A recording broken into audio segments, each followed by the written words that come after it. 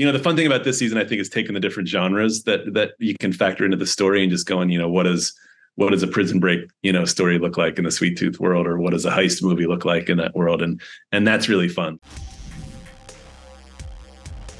I have been a big fan of the show since it launched. I've also just been a big fan of yours. Good. Didn't know what to highlight back there. I figured. Oh, cool. Oh, wow. Sorry, my screen is small. I just saw that. Wow, that's cool.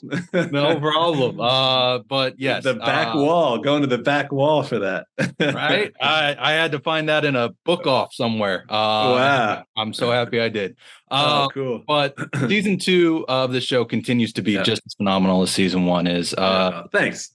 And absolutely. And so, season 1 set a pretty high bar for yourself and the writer's room and everything. What was it like for you coming into season 2 in comparison to season 1? Thankfully, we started writing before season 1 came out, actually. So we put a writer's room together like about a month or two before. And it was interesting because, we were hiring, new writers, and you start to go through a process and you're sort of talking about the show. And it's just a thing that, and people are going, I think the show is really cool. And you're like, oh, we'll see. I don't know how people are going to respond to it. And so, we were probably about 6 weeks in, and we were up, a couple of episodes into the sort of the main story by the time the show came out. And suddenly it was like, oh, I think this is actually really connecting and resonating in a way that I never expected and hadn't experienced before, which is amazing, which is great. So I think in a way that helped because, we were able to sort of make it in a bubble, and we weren't thinking too hard about the expectations.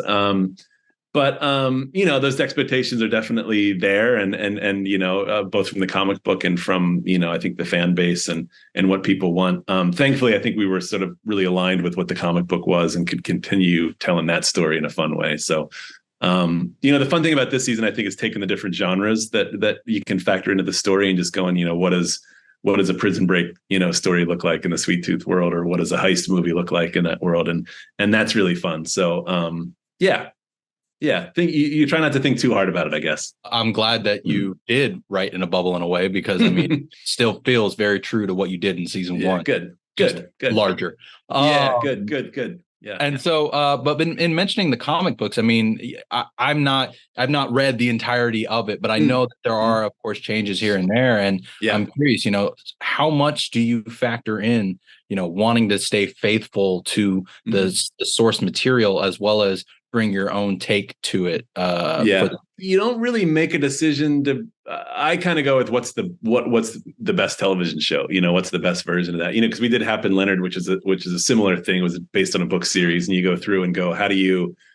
You could start to really chase your tail if you start to go like, we're going to be 60% faithful or 80% faithful or 100% faithful, and at some point you have to tell the best story. And I think, in our case, especially going into a season 2, it's like we have these characters. We've taken these characters, we've adapted them, and in some cases they're characters that we gave a different backstory to, or a different side story, or whatever. And then you get these amazing actors that come along, and they have all these new flavors that you never thought of, that both inform who the characters are, and you start to learn what they do well and where you can really push things. And so at some point you sort of take that, and then they take on a life of their own, and the story takes on a life of its own. And so what's amazing is when you do that, you do find that you touch on the same things that Lemire does and the comic book does. And sometimes you go back and you're like, you think that it's something you created, and you go, no, that was the comic, and vice versa. So, I think it's all in an effort to just go like, what makes the best story? What makes the best episode of television? Because you can't really. It's easy to start to go, well, there's going to be a lot of people who are really happy that we're faithful, but it might not be the best show, and that's kind of not helping anyone, including the comic book. So no, I couldn't agree more. Sometimes deviations are important for new fan base as well as old fan base. And I think we're all, I'm inspired by the same things that Jeff is inspired by, and I think we know what the North Stars of it all is. So I think we're all moving in the same direction, which is good. Well, I really look forward to. I see I have the time wrap right now, so I really look forward to seeing when the final few episodes, when they send them my way. Cool, great. The first bit they've sent so far is amazing.